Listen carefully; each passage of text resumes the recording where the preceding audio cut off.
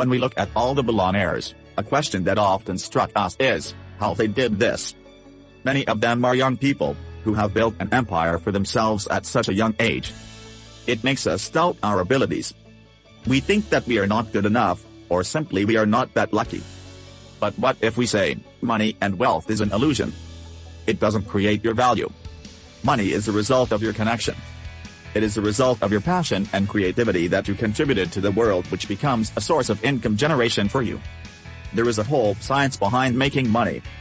There is an actual equation to acquire wealth that you can have in order to secure your future as well as for your generations to come. When you look at the mindset of the people who have achieved wealth, you'll notice that they focus on the investment.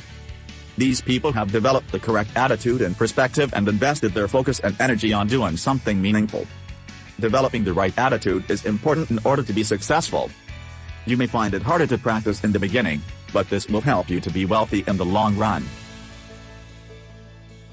If you have liked the video, then please give your like, and subscribe to the channel and hit on the bell notification icon so you don't miss out on upcoming videos in the series.